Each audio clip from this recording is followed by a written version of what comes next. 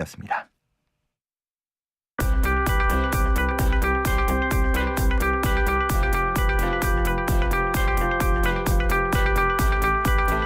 네, 이어서 영화를 보는 새로운 방법이죠. 슬기로운 OTT 생활 시간인데요. 지금 이 시각 미국 캘리포니아주 LA 돌비 극장에서는 94회 아카데미 시상식이 열리고 있다고 합니다.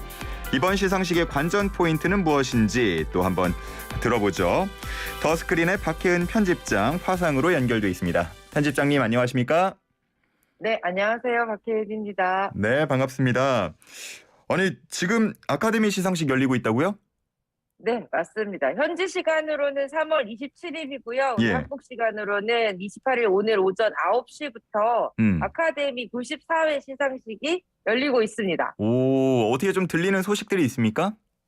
예, 벌써 지금 많은 부분들의 시상이 있었고요. 예. 사실은 여러분들 가장 기다리셨을 순서일 것 같은데 네. 지난해 미나리로 여우조연상을 받은 윤여정 배우가 이번에는 나무조연상 시상자로 아카데미 시상식에 올랐습니다. 이야, 정말 이 자부심이 날이 갈수록 커집니다. 뭔가 우리 배우들이 이렇게 활약하는 모습을 보면 참 멋진데 보니까 네. 파란 리본을 달고 있더라고요. 이거 무슨 의미입니까? 저도 지금 파란 리본 부분에 대해서는 아직 확인하지는 못했는데요. 예, 아무래도 아카데미 시상식 자체가 전 세계의 영화 관련된 엔터테인먼트 관계자분들이나 대중들이 보시는 인지도 있는 시상식이고 그렇다 보니 뭐 브로치나 리본 같은 여러 가지 도구를 사용해서 자신의 메시지를 또 드러내는 이런 장이기도 해요. 그래서 그 부분은 저도 바로 살펴보려고 하고 있고요. 또 많은 분들 재미있게 들으셨을 것 같은데 사실 오늘 아카데미 시상식이 좀 보시는 분들은 좀 속도감이 너무 빠르다고 할 정도로 예, 굉장히 무대 위에 올란 시상자들과 수상자들의 소감을 좀 짧게 진행을 하고 있거든요. 네, 그럼에도 불구하고 윤여정 배우의 이 시상 소감도 벌써부터 아주 화제가 되고 있더라고요. 뭐라고 했습니까? 지난해 이제 상을 받으러 무대 위에 올랐을 때 윤여정 배우가 해외에서 우리 한국 배우들의 이름을 좀 정확하게 발음하지 못하는 문제를 농담처럼 살짝 지적하고 시작하셨잖아요. 네, 이번에 시상자로 무대에 올라서 본인이 이제 다른 나라의 배우들 이름을 호명해야 하다 보니 미리 사과한다라는 이야기를 먼저 하면서 시상대에 올랐고요. 그리고 굉장히 뜻깊게도 이번에 윤여정 배우가 나무조연상을 시상했는데 나무조연상 시상자가 94년 아카데미 역사에서 두 번째로 청각 장애를 가지신 남자 배우가 코다라는 영화로 이제 수상을 받았습니다.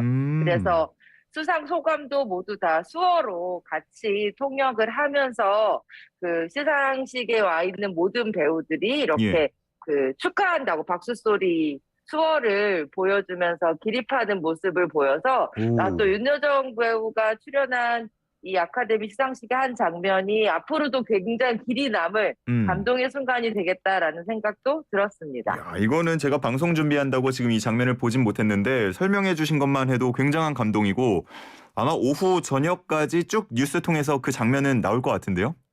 네, 많이 보시게 될 것 같아요. 윤여정 배우의 또 위트 있는 시상 소감과 진심으로 이 배우의 수상을 정말 축하하는 옆에서 서서 바라보시는 그 모습도 계속 좀 감동적으로 남을 것 같습니다. 그러네요, 진짜. 아니 이번에 뭐 한국 작품이나 한국 배우들은 수상자는 없던 건가요? 후보나? 네, 이번 올해 아카데미 시상식에 한국 영화는 후보에 오르지는 못했어요. 또 하나 조금 기쁜 소식 같이 말씀드리자면 드라이브 마이 카라는 일본 작품이 올해 국제장편 영화상 이전에 외국어 영화상을 수상했거든요. 그런데 이 작품에 한국 배우들이 3명이나 출연을 해서 지금 아카데미 시상식을 함께 또 보기 위해서 참석해 있는 상태로 알고 있습니다. 그렇군요. 예전 같으면 사실 우리 작품이나 우리 배우가 올랐습니까라는 질문 자체도 안 했을 텐데 이제 기준이 워낙 높아져가지고요. 뭔가 매년 들어가야 할 것 같은 그런 기분이 듭니다. 맞습니다. 이제 음. 아카데미 시상식은 좀 우리 관련 있는 시상식 같은 느낌이 좀 많이 들죠. 그러니까요. 아니 이번 시상식에는 어떤 작품들이 그러면 좀 주로 그 주목을 받았습니까? 네, 사실 오늘 이 아카데미 시상식 관련해서 슬기로운 OTT 생활에서 소개하고 싶었던 내용은 예. 그 아카데미 시상식의 굉장히 주요 부문이라고 할 수 있는 뭐 작품상 아무래도 가장 그랑프리 상이잖아요. 그렇죠. 이 작품상의 거의 절반에 가까운 작품이 OTT 오리지널 영화라는 이야기를 하기 위해서 오늘 좀 주제로 골라봤었어요. 아, 그러니까 스크린에 걸린 작품이 아니라 OTT를 통해서 공개된 작품이 절반이나 올랐다. 놀라운데요? 맞습니다. 그러니까 제작사가 이제 글로벌 OTT 회사이기도 하고요. 해외에서는 우리나라의 경우도 마찬가지지만 극장과 OTT 플랫폼에서 동시 상영을 한다거나 아니면 극장에서 한 2주 정도 먼저 상영을 하고 OTT 플랫폼에서 상영을 한다거나 이런 방식으로 이제 관객과 만나고 있거든요. 예. 근데 그 중에서도 지금 올해 아카데미 시상식에 가장 파란을 일으킬 작품이라고 손꼽히고 있는 네. 파워 오브 도그라는 작품이 바로 OTT가 만든 오리지널 영화입니다. 파워 오브 도그요? 예, 우리말로 예. 하면 뭐 개의 힘인가요?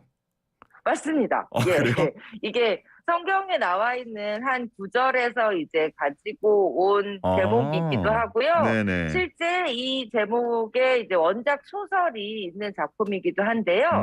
감독님이 누구냐면 예. 여러분들 굉장히 좋아하셨던 작품일 거라고 저는 생각하는데 피아노라는 작품 기억하시죠? 피아노. 예. 그 이제 말을 잃은 여인과 그리고 그 원주민의 사랑을 다루었던 굉장히 아름다운 작품이었는데 그 작품을 만든 제인 캠피온 감독이 이 파워 오브 도그의 감독입니다. 이 파워 오브 도그는 무려 12개 부문에 지금 후보에 올라 있고요.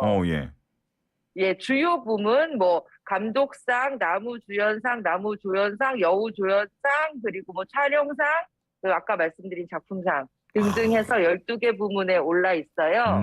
저도 지금 생방송을 진행하느라고 잠시 중계방송을 이제 멈춰놓기는 했는데 네네. 아마 조금 시간이 지나면 이제 어떤 작품들이 더 주요 부문에서 상을 받을지 보실 수 있을 것 같아요. 근데 이 작품 말고도요. 예. 뭐 예를 들면 넷플릭스의 Don't Look Up이라든지 이건 봤어요. 조금 전에 나무조연상을 받은 애플 TV 플러스의 코다 같은 작품도 모두 OTT 오리지널 영화입니다.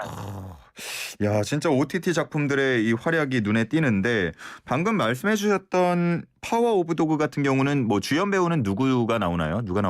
예. 주연 배우는 한국에서도 굉장히 인기가 많은 베네딕트 컴버배치가 주연을 맡았어요. 셜록인가요, 이분이? 네, 맞습니다. 맞죠. 네, 셜록을 연기했던 베네딕트 컴버배치 배우가 주연을 맡았고요. 굉장히 이번 영화 속에서도 인상적이고 섬세한 연기를 보여줘서 나무주연상 후보로도 굉장히 강력하게 거론이 되고 있습니다. 이제 저희가 방송을 하는 동안에도 속속들이 또 소식이 들려올 것 같은데 네. 근데 이렇게 OTT 콘텐츠들이 활약하고 있다니까 기분이 좋긴 한데 최근에 OTT 콘텐츠 이런 그 시스템과 관련해 가지고 약간 개인적으로 좀 언짢은 소식이 있었거든요. 아니 가격이 안 그래도 올랐는데 더 오를 가능성도 있다고요. 네, 이번에는 단순히 가격을 올리는 게 아니라 이용자들의 사용 행태에 따라서 가격이 오를 수 있겠다라는 이야기가 들려오고 있습니다. 최근 소식인데요. 넷플릭스가 지난 3월 16일에 중남미 3개국에서 가족 이외의 계정을 공유하는 경우에는 그 새롭게 추가하는 사람에게 추가 요금제를 시행하겠다라고 공표를 하고 이미 중남미 3개국에서는 요 시스템으로 서비스를 진행을 하고 있어요. 이미 도입이 된 거예요? 예. 중남미 3개국에서 먼저 이제 발표를 했는데요. 이제 중남미 3개국에서 먼저 이 서비스 형태를 진행을 해보고 그리고 새로 그 결과에 따라서 이제 이 요금제 스타일을 전 세계로 확대할 수도 있는 가능성이 매우 높다라고 말씀을 드릴 수 있어요. 간단하게만 추산을 해보면 지금 현재 가족 이외의 사용자와 계정을 공유하고 있는 사용자의 수가 굉장히 많다고 하고요. 네네. 간단한 추산 정도를 했을 때도 16억 달러 정도 매월 요금제를 진행을 했을 경우에 넷플릭스에 추가 매출이 발생할 수 있다라는 얘기도 나오기 시작을 했더라고요. 그러니까 넷플릭스 같은 경우에는 이제 한국에 진출하고 나서 지난해 11월에 한번 요금을 올린 적이 있잖아요. 그러니까요. 예, 그런데 넷플릭스가 아무래도 가장 많은 사용자를 가지고 있는 OTT 플랫폼이다 보니 넷플릭스가 사용 요금을 올리면 이제 다른 OTT 서비스들도 함께 요금이 올라가는 경향을 보였었고 지난번에도 그렇게 살짝 소폭 요금이 인상된 경험이 있어요. 그런 부분가 많이 걱정이 되고 사실 그렇게 가격이 오르다 보니까 가족뿐만 아니고 이제 가족 보통 4자리잖아요. 그래서 가족들 한두 명을 끼더라도 또 남는 한두 자리는 친구들하고 공유를 한다던가 아니면 아예 모르는 사람들끼리 계정을 공유해갖고 분담을 해서 내는 뭐 그런 방식도 있던데 야 이렇게 되면은 많은 분들이 좀 우리나라까지 만약에 도입이 된다면 뜨억하겠는데요. 예, 아무래도 좀 사용자들의 요금 부담은 조금 높아질 거라는 생각이 들어요. 지금 평균적으로 공유하지 않고 아까 말씀하신 대표 아이디로 한 5개, 6개 정도의 OTT 서비스를 운영한다고 했을 때 한 달에 들어가는 월 평균 요금이 8만 원이 넘는다라는 숫자가 나와 있거든요. 네네. 그래서 뭐 가족 이외의 친구라든지 아니면 말씀하신 것처럼 어떤 서비스를 이용해서 모르는 사람들과 계정을 나누어서 사용하는 이런 서비스들도 생겨나고 있었는데 사실 가족 이외의 그 아이디 계정을 나누어서 사용한다라고 얘기하는 것은 그 사용 그 방식에 있어서 약간의 논란이 될 수 있다라는 이야기가 처음부터 나오고는 있었어요. 하지만 그걸 규제하는 다른 규칙이 없었기 때문에 지금 이렇게 나눠서 쓰시는 분들이 있었는데 본격적으로 넷플릭스가 이렇게 가족 이외의 사용자에게 추가 요금을 받겠다라는 정책을 정한다면 그 정책 역시 다른 OTT 플랫폼에서도 선례가 될 수 있다라는 생각이 좀 들고요. 야, 다른 OTT들이 이거를 기회 삼아서 우리는 가격을 낮출게 하면은 더 뺏어올 수 있는 그런 거나 없나요? 그거 굉장히 좋은 생각인 것 같기는 한데, 이 사용자라는 것이 언제나 계속 증가한다라고만 볼 수는 없기 때문에 좀 보수적인 차원에서 매출 안정적인 확보를 위해서 이렇게 좀 가격을 인상한다라고 얘기할 수 있을 것 같고요.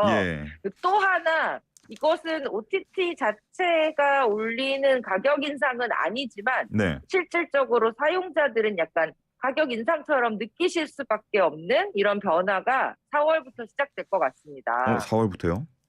네. 어떤 거죠? 구글이 인앱 결제를 사용해서 이 요금을 받으면서 이제 소위 말해서 그 수수료 부분을 이제부터 추가로 받겠다고 얘기를 했잖아요. 그러면 인앱 결제를 통해서 각종 OTT 서비스에 가입하신 분들은 그 추가분 15%를 사용자가 이제 추가로 부담해야 되는 상황이 4월부터 펼쳐지는 거죠. 야, 15%면은 상당할 것 같은데요. 네, 15%면 사실 적은 비율은 절대 아니고요. 뭐 적게는 뭐 한 1,500원대에서 요금제에 따라서 많게는 4,000원 정도까지도 이 인앱 결제 수수료 때문에 추가로 부담을 해야 되는 경우가 발생할 것 같습니다. 그렇군요. 네. 잘 따져보고 뭐 결제 플랫폼이라던가 결제할 OTT를 좀 결정을 하셔야 될 것 같다는 생각이 들고 그럼에도 불구하고 이 OTT를 놓을 수가 없다는 게 문제입니다, 진짜. 너무 재밌는 것들이 많잖아요. 네네. 어떻게 4월에는 또 기대되는 작품들이 많습니까? 뭐 이번에 이제 쏟아져 나온다 이렇게 드릴 수 있을 것 같은데요. 참 이거 놓을 수도 없고 정말.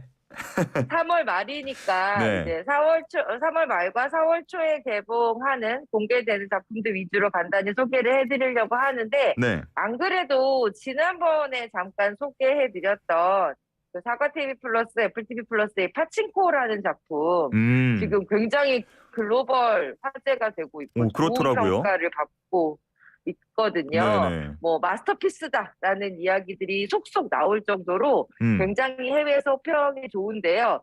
사실은 요 이제 파친코뿐만이 아니라 그동안은 스크린에서만 봤던 우리 배우들이 이제는 OTT 오리지널 영화를 통해서, 영화와 드라마를 통해서 다시 시청자와 관객들을 찾아올 것 같아요.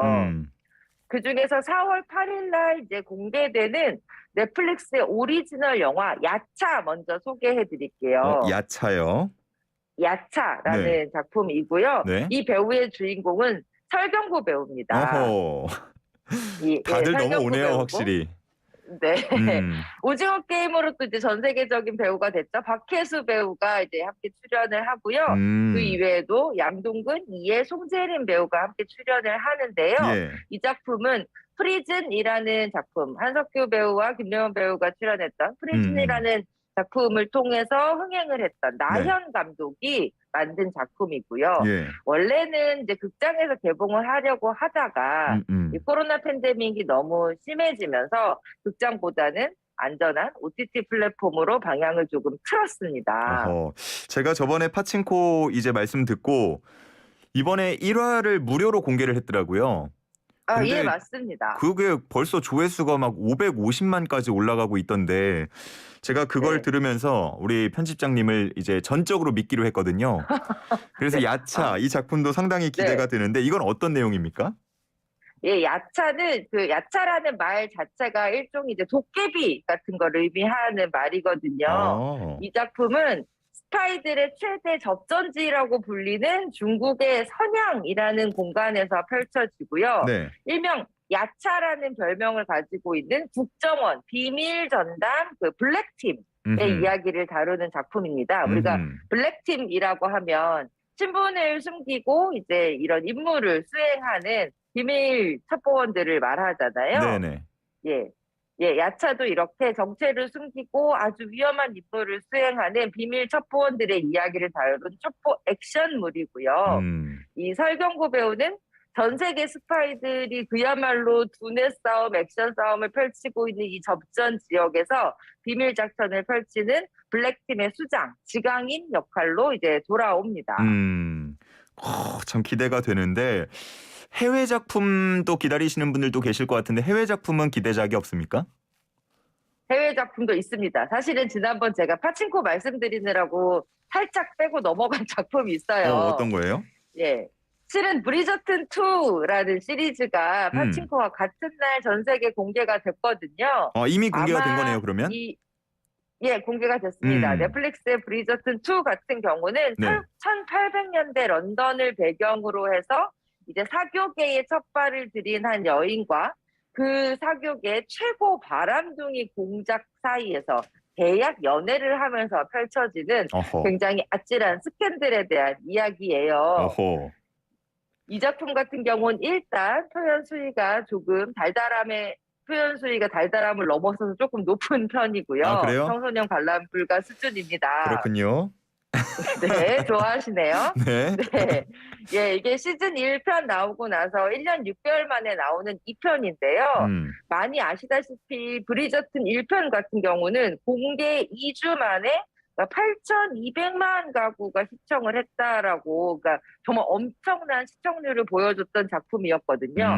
소위 넷플릭스에서 오징어 게임이 효자 상품이 되기 전에 가장 효자 상품이 이 브리저튼이었어요. 아니 안 그래도 이제 그 넷플릭스를 들어가면 가장 메인 화면에 계속해서 이 브리저튼이 뜨더라고요.